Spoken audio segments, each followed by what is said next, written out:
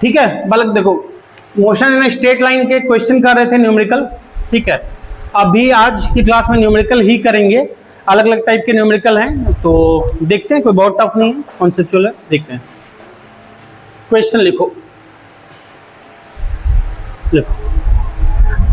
The displacement of a particle, question लिखो, the displacement of a particle vary with change कर रहा है, vary with time t, vary with time t as, varies with time t as x equal to given है a e to the power minus alpha t plus b e to the power beta t, a e to the power minus alpha t plus b e to the power beta t, ठीक।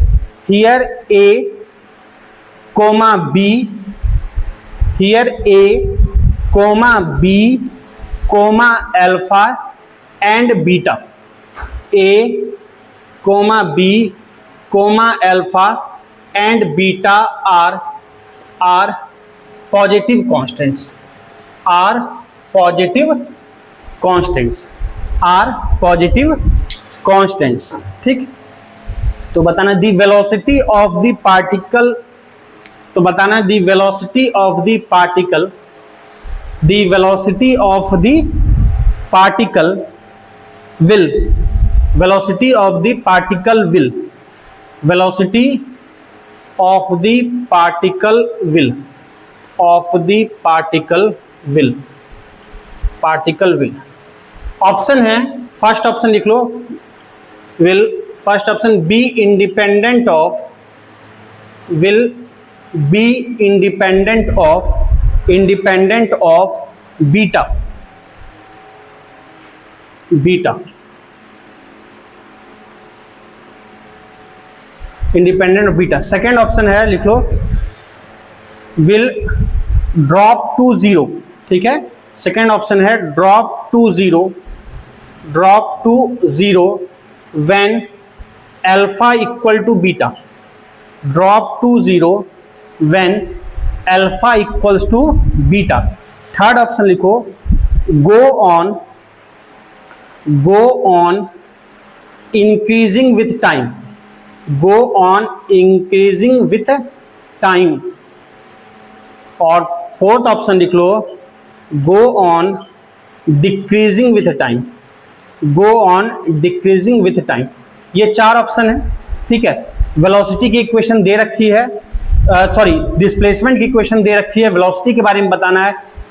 एक बात समझो, जो mathematical tools में थे सबको exponential मतलब पता है, जो नहीं भी थे इतना सा जान लो, बहुत ज़्यादा नहीं जानना है। ई जो है ना, ई का मतलब होता है एक्सपोनेंशियल फंक्शन।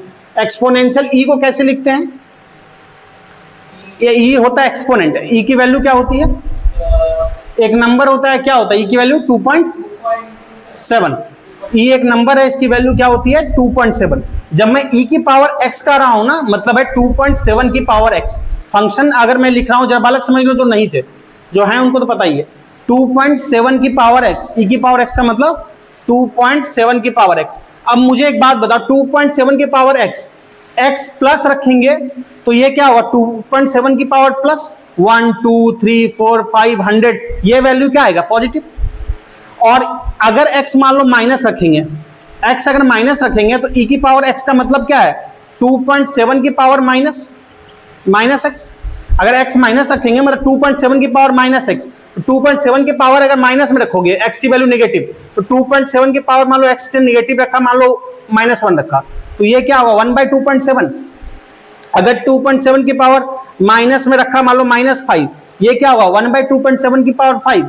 तो ये वैल्यू अगर भले 1/2.7 है, 1/2.7 की पावर 5 है, बहुत छोटी है, लेकिन नेगेटिव है नहीं, यानी e की पावर x की वैल्यू हमेशा क्या आएगी, पॉजिटिव, चाहे x प्लस हो चाहे माइनस हो। ये पहले जो पढ़े हो एक्सपोनेंशियल ग्राफ वगैरह भी बताया, डिटेल में बताया, जो मैथमेटिकल टूल्स में एब्सेंट थे उनके लिए बता दिया। तो खैर ठीक है, इस क्वेश्चन को ट्राई करो, 1 मिनट का जो लंबा है, चलो 2 मिनट का टाइम दे सकता हूँ, ट्राई करो, ठीक है। चलो तो देखा जाए इसको, वेलोसिटी एक्सेलरेशन, ये डिस्प्लेसमेंट दिया है तो वेलोसिटी निकाल सकते हैं। क्या लिखेंगे? dx by D T. जरा समझना, d इसके जगह लिख रहे हैं a e to the power minus alpha t plus b e to the power beta t by d t, ये लिखेंगे। ठीक, अब इसको समझो, सॉल्व करना आता है। a को करेंगे बाहर, इस पार्ट को सॉल्व करेंगे, कांस्टेंट को करेंगे बाहर। e की पावर x का क्या होता है? e की पावर x ही, तो जो लिखा है बताया था पूरा का पूरा लिख दो। डिफरेंशिएशन बताया था करना जब देखे थे डिफरेंशिएशन। e की पावर माइनस अल्फा टी, यहां पे देखोगे वेरिएबल कौन है? t के हाईएस्ट पावर क्या है? 1, उसका कोएफिशिएंट क्या है? Minus alpha. तो माइनस अल्फा से क्या करेंगे? मल्टीप्लाई, तो ये आ जाएगा माइनस ए अल्फा। ठीक, e to the power minus alpha t. दूसरे पार्ट पे आओगे, बीटा कांस्टेंट को बाहर किया, सॉरी बी है ना, बी है, कांस्टेंट बी लिखा था, कांस्टेंट बी है ना, बी को बाहर किया, e की पावर बीटा टी, e की पावर x की तरह ही ट्रीट करेंगे। क्या होगा? e की पावर x ही, e की पावर बीटा टी, और t की हाईएस्ट पावर 1 है, कोफिशिएंट से मल्टीप्लाई करोगे, क्या होगा? बीटा। ठीक, तो वेलोसिटी का ये इक्वेशन निकला। अब ऑप्शन आओ, लिखा है कि velocity will be independent of beta, यानी वेलोसिटी बीटा से इंडिपेंडेंट है। तो वेलोसिटी के इक्वेशन में बीटा दिख रहा है, वेलोसिटी में बीटा दिख रहा है ना, तो इंडिपेंडेंट होगा बीटा से? नहीं होगा, ये गलत है। Drop to zero when alpha equal to beta, अगर अल्फा और बीटा इक्वल कर दोगे तो जीरो हो जाएगा। अल्फा की जगह बीटा रखो या बीटा की जगह अल्फा, तो यहां पे मान लो बीटा की जगह अल्फा रख दिया, alpha e to the power alpha t, क्या कैंसिल करेगा? नहीं करेगा, a है, b है, ऐसे भी e की पावर माइनस e की पावर प्लस x है, तो ये भी गलत हो जाएगा। आ रही बात समझ में? तो जिसको बहुत भी नहीं पता ना, तो वो यहां तक तो चला जाएगा कम से कम कि दो ऑप्शन में ही सही आंसर होगा, वो ये तो चला जाएगा कि आंसर सी या डी में से होगा। तो अगर किसी को तुक्का भी लगाना, ऐसे नहीं लगाना, कुछ ऐसे खास नहीं है, तो वो सी और डी में लगाएगा, 50% तो कम से कम एलिमिनेट कर दिया ना। अब देखो, यहां से देख के बता सकते हैं कि वेलोसिटी डिक्रीज कर रहा है या इंक्रीज कर रहा है? वेलोसिटी इंक्रीज कर रहा है या डिक्रीज कर रहा है, इसको देख के बता सकते हैं ना। हमको ए बताया गया है, बस ये बताया गया a b alpha beta positive constant है, इतना ही। हमको देखो ना ए बताया गया है, ना अल्फा बताया गया है, ना बी पता है, ना बीटा पता है, हम बात नहीं कर पाएंगे। तो वेलोसिटी बोला गया इंक्रीज कर रहा है या वेलोसिटी डिक्रीज कर रहा है? वेलोसिटी इंक्रीज डिक्रीज का फैसला कैसे पता चलता है? एक काम करते हैं, हम निकालेंगे, फिर क्या करते हैं, कुछ पता नहीं चल रहा है, हम निकालेंगे एक्सेलरेशन। क्यों? देखते हैं। इसको फिर डिफरेंशिएट करेंगे, तो क्या लिखेंगे? Minus a alpha e minus alpha t plus b beta e to the power beta t by d t. अच्छा, एक काम करते हैं बालक, इसमें एक्सेलरेशन को ना मैं यहां पे a से लिख दे रहा हूं, ऐसे कोई नहीं है इसलिए लिख रहा हूं ना, क्योंकि ये वाला a से कंफ्यूज करोगे, तो इसलिए एक्सेलरेशन को कैपिटल A से लिख दे रहा हूं। तो a इक्वल टू, यहां पे क्या होगा? कांस्टेंट को बाहर किया, माइनस a और अल्फा को बाहर किया, इस डिफरेंशिएट करेंगे इसका, e की पावर x का देखा था, e की पावर x की तरह पूरा लिख देंगे। यहाँ t हाईएस्ट पावर 1 है, कोफिशिएंट मल्टीप्लाई करेंगे, तो मल्टीप्लाई किससे करेंगे? माइनस अल्फा, तो माइनस अल्फा से मल्टीप्लाई करेंगे, मैं डायरेक्ट लिखूं, ये हो जाएगा माइनस माइनस प्लस, तो इतना आएगा। प्लस दूसरा टर्म कर रहे हैं, जरा देखना, b बीटा e की पावर क्या लिखेंगे? बीटा टी, और t का कोफिशिएंट क्या है? बीटा, तो बीटा से क्या कर देंगे? मल्टीप्लाई, तो क्या आ जाएगा? बीटा स्क्वायर आएगा। अब वेलोसिटी तो चलो ठीक था, एक्सेलरेशन को देख के हम बता पाएंगे कि ये प्लस है कि माइनस है? क्यों? क्योंकि देखो क्वेश्चन में कहा दिया गया ए पॉजिटिव है, पॉजिटिव कांस्टेंट है, ये प्लस है, अल्फा का स्क्वायर पॉजिटिव ही होगा, पॉजिटिव है उसका स्क्वायर, ई की पावर एक्स हमेशा बोला है पॉजिटिव होगा, बताया, ये पॉजिटिव, ये भी पॉजिटिव, ये भी पॉजिटिव, ई की पावर इतना भी पॉजिटिव, तो ये एक्सेलरेशन क्या आया? पूरा पॉजिटिव। और एक्सेलरेशन पॉजिटिव कब होता है? जब वेलोसिटी डिक्रीज करती है कि इंक्रीज करती है? वेलोसिटी क्या करती है? इंक्रीज करती है, यानी आंसर होगा, समझे? Velocity increasing with time. क्या?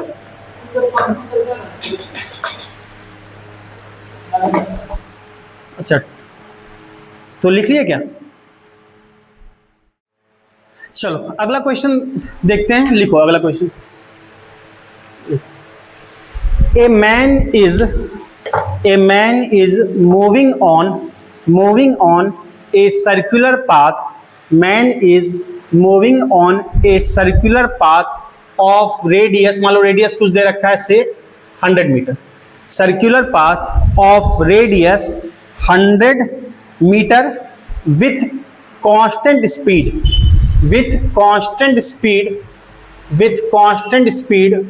स्पीड मान लो v, विथ कांस्टेंट स्पीड दे रखा है 36 kilometre per hour, with constant speed 36 kilometre per hour. Calculate average acceleration of man in half revolution. Calculate average acceleration of man in half revolution, average acceleration of man in half revolution। ठीक है, question ध्यान से पढ़ लो, मैं बता रहा हूं इसको, चूंकि इस टाइप का नहीं किया हो तो ये मैं ही बता दूंगा, कुछ चीजें इसमें देखना है, थोड़ा सा समझते हैं क्या बोला गया। एक मैन है वो सर्कुलर पाथ में घूम रहा है, मुझे बताओ सर्कुलर पाथ में हर पॉइंट पे क्या चेंज होता है? डायरेक्शन चेंज होता है। हम डायरेक्शन कैसे पता करते हैं? स्ट्रेट लाइन जो होती है वो अपनी डायरेक्शन क्या बताती है? खुद बताती है। स्ट्रेट लाइन का डायरेक्शन आपको खुद बताती है, जिधर लाइन दिख रही है वही डायरेक्शन है जिधर जा रही है। लेकिन किसी सर्कल में या कर्व में डायरेक्शन कैसे पता करते हैं? किसी सर्कल या कर्व में डायरेक्शन टेंजेंट ड्रॉ करके पता करते हैं। तो सर्कल या कर्व में डायरेक्शन पता करते हैं टेंजेंट ड्रॉ करके। मान लो कोई स्ट्रेट लाइन है इधर है तो खुद ही बता रहा है डायरेक्शन इधर है, या कोई स्ट्रेट लाइन ऐसे खुद ही बता रहा है डायरेक्शन ये है। लेकिन कर्व या सर्कल में क्या है, ये हर पॉइंट पे क्या हो रही है? डायरेक्शन चेंज हो रही है, यहाँ पे ये, यहाँ पे ये, यहाँ पे ये, हर पॉइंट पे मुड़ रहा है तभी तो कर्व बन रहा है। तो किसी पॉइंट पर डायरेक्शन बोलेंगे तो इस पॉइंट पे क्या है, इस पॉइंट पे डायरेक्शन क्या है, ये इस पॉइंट पे डायरेक्शन क्या है, ये। कर्व में डायरेक्शन कैसे पता करते हैं? टेंजेंट ड्रॉ करके। आप सर्कल में घूम रहे हो, मतलब साइकिल चला रहे हो, बाइक चला रहे हो, अगर सर्कुलर पाथ में घूमना है तो आपको हर पॉइंट पे क्या करना पड़ेगा? हैंडल मोड़ना होगा। अगर हैंडल जहां मोड़ना छोड़ोगे ना, मोड़ना बंद करोगे, मान लो यहां हैंडल मोड़ना छोड़ा तो आप सीधा निकल जाओगे टेंजेंशियली। मान लो यहां मोड़ना है, फिर मोड़ना है, फिर यहां आए, यहां पे ऐसे मुड़े, फिर नहीं मोड़े हैंडल, इधर निकल जाओगे। फिर हैंडल इधर मोड़े सर्कल में आ रहे हो, फिर यहां छोड़ दिए, फिर इधर निकल जाओगे। तो जिस पॉइंट पे हैंडल मोड़ना छोड़ रहे हो सीधा कैसे निकल जा रहे हो? टेंजेंशियली। तो हर पॉइंट पे डायरेक्शन सर्कल में क्या होती है या कर्व में टेंजेंट से पता करते हैं। ठीक, अब यहां पे क्वेश्चन क्या कहा गया कि सर्कुलर मोशन में एक पार्टिकल कांस्टेंट स्पीड से घूम रहा है। इसके लिए पूरे सर्कुलर मोशन पढ़ने की जरूरत नहीं है, अब तक जो पढ़े उस कॉन्सेप्ट से काम हो जाएगा, इसलिए करा रहा हूं। अब देखो, जब सर्कल में कोई पार्टिकल घूम रहा है, ये सर्कल है, मान लो कि कहीं से कहीं, मैं एक जनरल एग्जांपल लेके चल रहा हूं, फिर आगे देखेंगे। यहां पे अच्छा, पूरे सर्कल में जब घूमेगा, मान लो ऐसे घूम रहा है, तो वेलोसिटी कभी कांस्टेंट हो सकती है? नहीं। क्यों? क्योंकि हर पॉइंट पे क्या चेंज होगा? डायरेक्शन। अगर मैं सर्कल में यहां पे देखूंगा तो डायरेक्शन ये है टेंजेंट, यहां पे देखूंगा तो डायरेक्शन ये है, यहां देखूंगा डायरेक्शन ये है, यहां देखूंगा डायरेक्शन ये है। तो हर पॉइंट पे डायरेक्शन क्या हो रही है? चेंज हो रही है। टेंजेंट ड्रॉ करोगे अलग डायरेक्शन मिलेगा। यानी भले ही मैग्नीट्यूड सेम हो जाए सर्कल में घूमने में, पर डायरेक्शन हर पॉइंट पे क्या होगा? वेलोसिटी का चेंज होगा। यानी वेलोसिटी कभी सर्कुलर मोशन में कांस्टेंट नहीं हो सकती। इसलिए क्वेश्चन में वेलोसिटी कांस्टेंट नहीं लिखा है स्पीड कांस्टेंट है। ठीक है ना, स्पीड कांस्टेंट। अच्छा बताओ, सर्कुलर मोशन में पार्टिकल घूमेगा तो उसके पास क्या ये जरूरी है कि एक्सेलरेशन होगा ही होगा? देखो, सर्कुलर मोशन में एक्सेलरेशन पार्टिकल के पास जरूरी होगा, नेसेसरी कंडीशन है। क्यों? क्योंकि सर्कुलर मोशन में पार्टिकल कांस्टेंट स्पीड से घूम सकता है, लेकिन हर पॉइंट पे क्या चेंज होगी? डायरेक्शन चेंज होगी। और डायरेक्शन चेंज हुआ मतलब वेलोसिटी में चेंज आया, और वेलोसिटी में चेंज को क्या बोलते हैं? एक्सेलरेशन। तो सर्कुलर मोशन में मैग्नीट्यूड को भले ही सेम कर दोगे, डायरेक्शन को चेंज सेम नहीं कर सकते, डायरेक्शन चेंज होना ही होना है। और जहां डायरेक्शन चेंज हुआ तो एक्सेलरेशन चेंज होता है, change in velocity, either magnitude या डायरेक्शन या बोथ। तो डायरेक्शन चेंज हो गया ना। तो खैर ठीक है, यहां क्वेश्चन करते हैं। मैं एक सिंपल एग्जांपल लेके चलता हूं, जरा बात समझना। मान लो पार्टिकल सर्कल में घूमते हुए अभी यहां पे है, यहां पे वेलोसिटी की डायरेक्शन ऐसे होगी टेंजेंशियल। फिर कुछ देर बाद मान लो पार्टिकल यहां आ गया, यहां पे डायरेक्शन फिर क्या होगी, फिर कोई टेंजेंट बनेगा, ऐसे हर पॉइंट पे ऐसे डायरेक्शन चेंज होगी। क्लियर? तो अब पार्टिकल मान लो कहीं से कहीं भी ले जाए, मान लो शुरू में पार्टिकल यहां है, ठीक, फिर कुछ देर बाद पार्टिकल मान लो यहां है या जहां भी मानना है। तो अगर मैं इस पॉइंट को समझना, ये दो पॉइंट लिया, इस पॉइंट को स्पीड का मैग्नीट्यूड तो सेम है, यहां अगर मैग्नीट्यूड v लिख रहे हैं तो यहां भी क्या लिखेंगे, v ही लिखेंगे, डायरेक्शन चेंज हो रही है।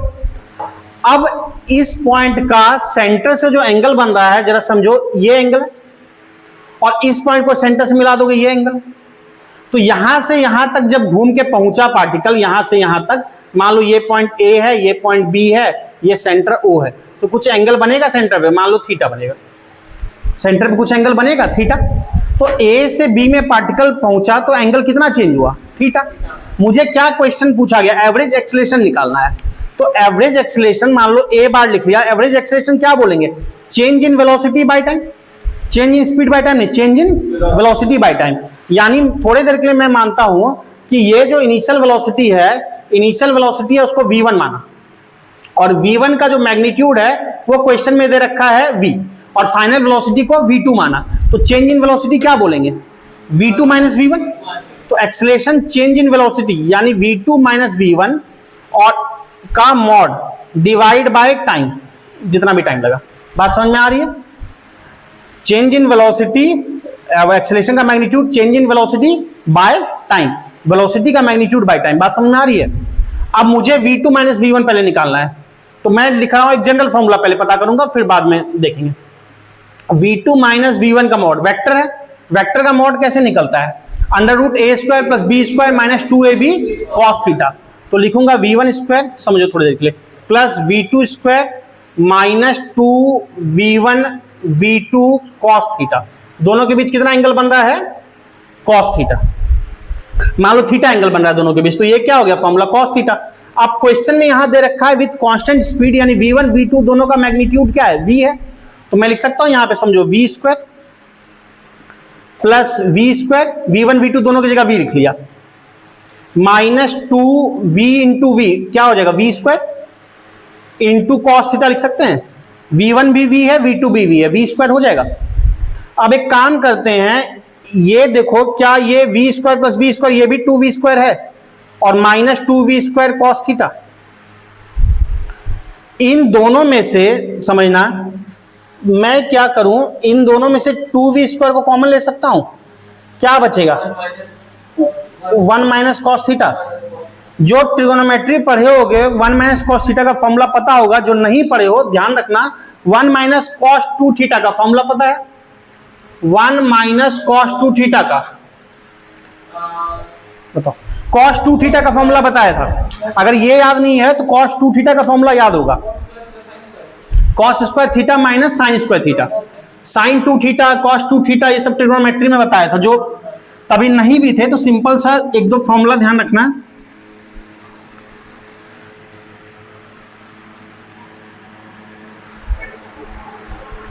अगर मैं बात करता हूं यहां पे, समझो जरा, cos 2 थीटा का फॉर्मूला बताया था, एक बेसिक अगर ध्यान होगा, एक बताया था cos square theta minus sine square theta, ये बेसिक बताया था। इससे एडजस्ट करके हमने दो फॉर्मूले निकाले थे, एक cos square theta plus sign square theta क्या होता है 1, तो उसको उधर ले जाएंगे साइन स्क्वायर को, तो cos स्क्वायर थीटा हो जाएगा 1 minus sine square theta.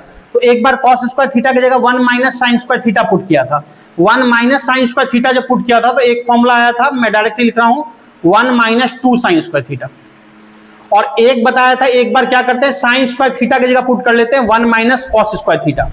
Sign square theta की जगह 1 minus cos square theta put करोगे तो माइनस माइनस cos में प्लस हो जाएगा, ये आता था 2 cos स्क्वायर थीटा माइनस 1। ये सब था cos 2 थीटा का। तो कुछ फॉर्मूले थे, ठीक है, देखा जाएगा। यहां हमको जो काम है उतना भर कर रहे हैं, बाकी जब ट्रिगोनोमेट्री में पढ़ा था, ठीक है, और जिनका छूटा था वो बाद में देख लेंगे। तो मुझे यहां पे काम आएगा 1 माइनस cos 2 थीटा, इसको अगर इधर लाएंगे तो ये आ जाएगा 1 minus cos 2 theta equal to क्या आएगा, 2 साइन स्क्वायर थीटा। तो अभी के लिए जो नहीं पढ़े हो कम से कम डायरेक्ट ये याद रख लो, 1 minus cos 2 theta equal to 2 sine square theta, बाकी डिटेल में पहले बताया था। 1 माइनस cos 2 थीटा का फॉर्मूला होता है 2 साइन स्क्वायर थीटा। तो जरा यहां पे देख के बताओगे मुझे, जरा देखो यहां पे बोर्ड पे, 2v square, 1 minus cos 2 theta होगा 2 साइन स्क्वायर थीटा। यहां पे एंगल डबल है ना, तो यहां पे क्या आया सिंगल थीटा, यहां एंगल 2 थीटा है तो यहां इसका आधा आया थीटा। तो यहां मैं लिखूंगा 1 minus cos 2 theta equal to क्या लिखूंगा 2, समझना बताना क्या लिखेंगे 2 साइन स्क्वायर एंगल जितना था उधर हाफ हो गया, 2 थीटा था तो थीटा हो गया, यहां थीटा है तो क्या होगा थीटा बाई 2। ये क्लियर है? यानी इससे बाहर जो आएगा वो क्या आएगा 2 बाहर आएगा, एक v बाहर आएगा, साइन थीटा बाई 2 बाहर आएगा। यानी इससे क्या लिखेंगे 2v साइन थीटा बाई 2। यहां तो मैंने डिटेल लाके दिखाया, आगे से अगर ये आपके शॉर्ट नोट्स वगैरह में अपडेट रहेगा और ये रिजल्ट याद भी रहे तो इसमें नुकसान नहीं है कि सर्कल में कोई पार्टिकल अगर कांस्टेंट स्पीड से घूमे तो चेंज इन वेलोसिटी जो होगा उसका मैग्नीट्यूड क्या होता है, वो होता है 2v साइन थीटा बाई 2। ये ध्यान भी रह जाए तो नुकसान नहीं है। कोई पार्टिकल अगर सर्कल में घूम रहा है विथ कांस्टेंट स्पीड तो वो जो चेंज इन वेलोसिटी का मैग्नीट्यूड होगा क्या होगा 2v साइन थीटा बाई 2। समझ में आ रही बात? कैसे आया दिख गया? अब यहां पे देखो, यानी हमको यहां पे ये पता लग गया v2 माइनस v1 का mod 2v sine theta by 2, ये पता है। टाइम क्वेश्चन में नहीं गिवन है तो टाइम पता करना होगा। टाइम कैसे पता करेंगे? इधर सब लिख लिए ना, इधर मिटा रहा हूं। टाइम कैसे पता करेंगे? तो सर्कल में कब तक का बताना है, क्वेश्चन में हाफ रिवॉल्यूशन का बताना है ना, हाफ रिवॉल्यूशन के लिए एवरेज एक्सेलरेशन बताना है ना। तो हाफ रिवॉल्यूशन मतलब आधा रिवॉल्यूशन होगा, तो जरा मुझे बताओगे कि हाफ रिवॉल्यूशन में डिस्टेंस कितना होगा? ये हाफ रिवॉल्यूशन है। हाफ रिवॉल्यूशन का मतलब ऐसे आए और मान लो ए है ये बी है, हाफ रिवॉल्यूशन का मतलब है कि हम यहां से आके यहां आ गए। तो हाफ रिवॉल्यूशन में टाइम अगर लिखते हैं डेल टी से लिखो या टी से, time in half revolution, half revolution time equal to क्या होता है डिस्टेंस बाय स्पीड होता है। तो time equal distance by speed, circle का रेडियस क्या है r है, मान लो सर्कल का रेडियस r है तो आधे रिवॉल्यूशन में डिस्टेंस कितना होगा पाई r, और किस स्पीड से घूम रहा है v। टाइम स्केलर है तो डिस्टेंस बाय स्पीड कर लिया पाई r बाई v जो भी है, तो पाई r बाई v किया। अब देखो, अब हम क्वेश्चन यहां पे करते हैं तो हमको बताना था मेनली एवरेज एक्सेलरेशन, तो चेंज इन वेलोसिटी का magnitude bye time. Change in velocity क्या आया 2v साइन थीटा बाई 2, यही है। और t कितना है pi r by v, t equal to कितना आया time equal to distance by speed pi r by v। चाहो तो t की वैल्यू भी रख दो, t की वैल्यू रख सकते हो क्या, यहीं पे रख देते हैं, काहे झंझट करेंगे। पाई r, पाई कितना आया होगा, नहीं कुछ दिया है तो जो भी लेना है या 22/7 ले लो या पाई में रहने दो। अभी पाई r कितना गिवन है 100 और v कितना है 36 किलोमीटर पर आवर। सब ऐसा यूनिट में दिया है, इसको मीटर पर सेकंड बदलना आता है, क्या करेंगे बताओ 5/18 से 36 में 5/18 तो ये क्या होगा 10 मीटर पर सेकंड। किलोमीटर पर आवर को मीटर पर सेकंड में कन्वर्ट करना आता है ना, इसमें किसी को दिक्कत नहीं होना चाहिए। अगर है तो 2 मिनट के लिए देख लो, ऐसे आना चाहिए डायरेक्ट। किलोमीटर 1 किलोमीटर कितना मीटर लिखेंगे 1000 मीटर, 1 किलोमीटर 1000 मीटर, और 1 आवर कितना सेकंड 1 आवर 60 मिनट और 1 मिनट 60 सेकंड। तो 60 इंटू 60 क्या होगा 3600। इसको कैंसिल कराओ, 0 से 0 गया तो ये कितना हो जाएगा 2 से जाएगा 2 पंचे 10, 2 इंटू 5 और 18, 5/18। तो अगर किलोमीटर पर आवर को मीटर पर सेकंड बदलना है तो क्या करेंगे 5/18 से मल्टीप्लाई करेंगे। 1000 में 3600 करो या 5/18, ज्यादा आसान है। तो कितना आ गया 10 मीटर पर सेकंड आया, v की जगह 10 रख लें तो कितना होगा जरा बताओगे 10 पाई होगा। तो डेल्टा टी कितना आ गया, डेल्टा टी आ गया 10 पाई। हमको एवरेज एक्सेलरेशन निकालना था, जरा समझो। तो डेल टी हम डायरेक्ट ही लिख लेते हैं, फिर निकाल ही चुके हैं, मेहनत फिर क्यों करें बार बार। 10 पाई। अब देखो मैंने एक जनरल फॉर्मूला निकाल दिया 2v साइन थीटा बाई 2। जैसा क्वेश्चन रहेगा उस अकॉर्डिंग यूज करेंगे। क्वेश्चन में v की वैल्यू दे रखी है ना कितना 10, और आधा रिवॉल्यूशन एंगल जितना बने, हाफ रिवॉल्यूशन में एंगल कितना बनेगा जरा बताओगे। आधा रिवॉल्यूशन का मतलब क्या है, यहां से यहां तक आए एंगल ये बना ना सेंटर पे। आधा रिवॉल्यूशन का मतलब एंगल ये बना, कितना एंगल है ये 180। आधा रिवॉल्यूशन का एंगल का मतलब क्या है 180। आधा रिवॉल्यूशन का मतलब 180, तो 180 का मतलब है साइन 180/2 मतलब 90, साइन 180/2 मतलब साइन 90, साइन 90 क्या होता है 1, साइन 90 1 होता है, ये तो 1 हो गया, ये 10 से 10 कैंसिल, आंसर क्या आ जाएगा 2/पाई मीटर पर सेकंड स्क्वायर। जरूरत रहे ऑप्शन के अकॉर्डिंग अगर पाई की वैल्यू रखा है तो रख देंगे, नहीं तो ऐसे ही छोड़ देंगे। पहले बताओ समझ में आया। अब इसमें कितनी तरह की बातें हो गई। अब देखो क्वेश्चन कुछ भी हो सकता था, जैसे यहां बोला हाफ रिवॉल्यूशन, इसी तरह से क्वेश्चन में बोलता कि 90 डिग्री घूमा, तो क्या लेते साइन थीटा/2, 90/2 45, बोलता है 60 डिग्री घुमा 60/2, तो एक जनरल फॉर्मूला सा निकल गया।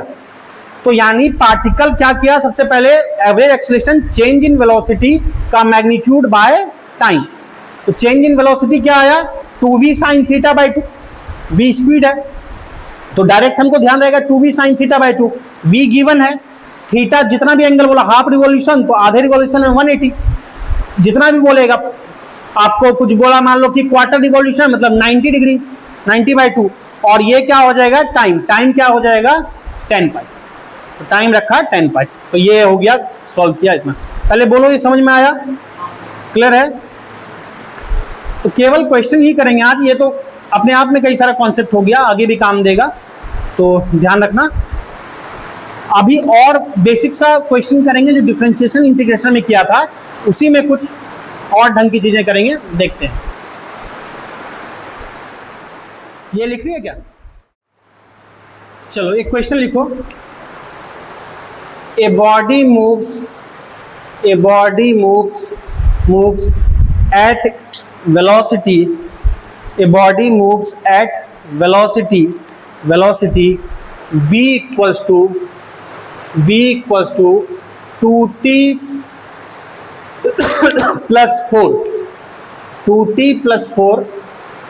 meter per second, velocity 2t plus 4 meter per second, find the average velocity of body from t equal to 1 second to 2 second, average velocity of body from t equal to 1 second to 2 second, full stop, initially at t equal to 0, initially at t equal to 0 particle is at origin, initially at t equal to 0 particle is क्या लिखे at origin, या ऐसा कर सकते हो particle starts it's motion from origin, starts it's motion from origin, तो origin से motion start कर रहा है t equal to 0 पे, starts it's motion from origin, ठीक है ना। तो मोशन स्टार्ट्स कर रहा है at t equal 0, starts from origin। Question try करो 1 मिनट में, 2 मिनट का टाइम ले लो, 2 मिनट। देखो इसमें क्या है, क्वेश्चन में वेलोसिटी ही दिया है, वेलोसिटी की ही क्वेश्चन दे रखा है और एवरेज वेलोसिटी पूछा है। तो सिंपल पहले फॉर्मूले पे जाते हैं। एवरेज वेलोसिटी क्या होता है, v से लिखा एवरेज वेलोसिटी, तो एवरेज वेलोसिटी क्या होगा, चेंज इन डिस्प्लेसमेंट, मान लो डिस्प्लेसमेंट x2 माइनस x1 इन ए गिवन टाइम, मान लो टाइम t2 माइनस t1, यही होता है ना एवरेज वेलोसिटी। एवरेज वेलोसिटी ऐसे निकलता है, change in displacement by time. Time हमको दे रखा है 1 से 2 सेकंड मतलब 1 सेकंड, टाइम हमको दे रखा है 1 सेकंड, टाइम हमको दे रखा है 1 सेकंड, पता क्या करना है x2 माइनस x1। टाइम अगर देखोगे कितने देर में पूछा गया है, पूछा गया 1 से 2 सेकंड में, यानी टाइम क्या लिखोगे 2 माइनस 1, तो टाइम तो पता है, पता करना है x2 माइनस x1। अब x2 माइनस x1 कैसे पता करेंगे, v का इक्वेशन दे रखा है, v का इक्वेशन दे रखा है, तो v इक्वल टू क्या लिखेंगे dx बाई dt, या फिर अगर dx लिखना है तो क्या लिखेंगे v dt। हमको वैल्यू चाहिए तो दोनों तरफ क्या कर देंगे इंटीग्रेट। अब x की लिमिट कहां से कहां तक है, अगर मैं यहां लिखता हूं इंटीग्रेशन v dt, v लिख लेता हूं, v क्या है 2t प्लस 4 dt, ये v है, अब देखोगे x क्या है, x1 से x2 तक, x है x1 से x2 तक, और मेरा जो टाइम है कितने देर में बताना है, 1 से 2 तक। तो 1 से 2 तक पूरा नहीं बताना, तो लिमिट क्या रखेंगे, 1 से 2। पहले बताओ ये क्लियर है। अब dx क्या होगा, dx का इंटीग्रेशन x होगा, लिमिट रखोगे क्या आ जाएगा, x2 माइनस x1 आएगा, x1 x2, ठीक।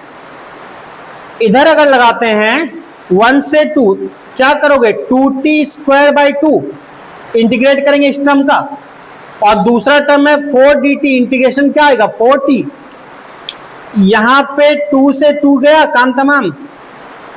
इधर लिमिट लगा देंगे, कहां से कहां तक, 1 से 2 तक। पहले बोलो बात समझ में आ रही है, लिमिट लगा दिया 1 से 2 तक, विजिबल है थोड़ा, ठीक है।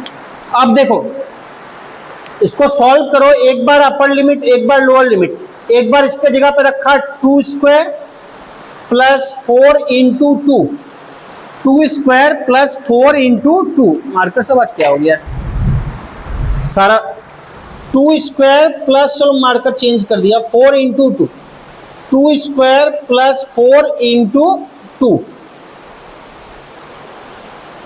4 into 2 minus lower limit, lower limit क्या हो जाएगा, लगता है पानी, ये क्या,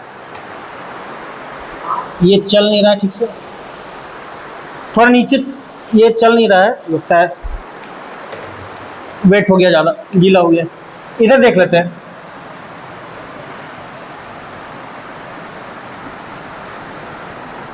तो क्या था, एक इधर अगर एलएचएस सॉल्व करते हैं तो upper limit x2 minus lower limit x1, x2 minus x1, और इधर लिमिट लगा रहे हैं तो क्या लगा रहे हैं, t के जगह पे 2, तो 2 का square plus 4 into 2 minus lower limit, lower limit लगाया 1, t का स्क्वायर 1 का स्क्वायर क्या होगा 1 ही होगा, और प्लस 4 इंटू 1 क्या होगा 4। जिसको सॉल्व करो x2 माइनस x1, तो x2 माइनस x1 कितना आ जाएगा, 2 दूनी 4, 8 12, और 12 माइनस 5 मैं डायरेक्ट लिखूं 7, तो x2 माइनस x1 क्या आ गया 7, x2 माइनस x1 आ गया 7 7, तो यहाँ पे x2 माइनस x1 ही तो देखना था, तो ये क्या है 7, तो 7/1 यानी कि 7।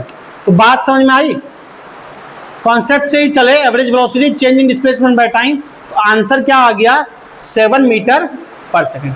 पहले बोलो इतना क्लियर है, इतना क्लियर है तो और कुछ होमवर्क दे दूं कि रहने दूं, एक क्वेश्चन होमवर्क दे रहा हूं, ट्राई कर सकते हो, ट्राई करना, बाकी फिर नेक्स्ट क्लास में देखेंगे। एक क्वेश्चन होमवर्क लिख लो,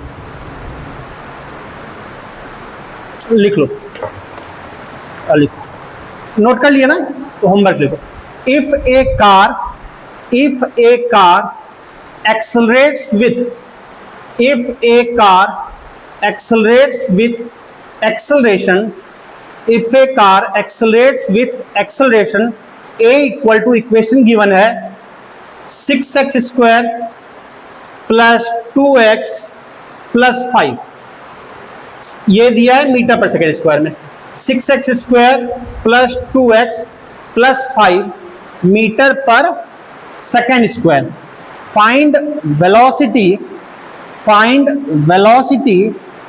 of the car, find velocity of the car when it is at, velocity of the car when it is at x equal to, board पे लिखा है 3 metre, when it is at x equal to 3 metre full stop, given that it initially starts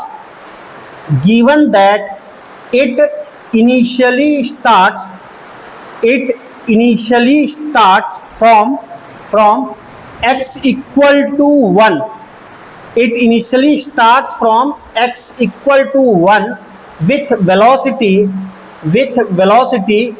2 metre पर second, initially starts with x equal initially starts from x equal to 1 meter with velocity 2 metre पर second. ये question homework है, try करना। Answer जो है आपका वो आएगा, आंसर जो आएगा वो आएगा वेलोसिटी इक्वल टू 12 मीटर पर सेकेंड। तो ट्राई करना, कल फिर डिस्कस करेंगे। ठीक है, तो आज के लिए इतना ही रहने दो, फिर बात करेंगे। ठीक।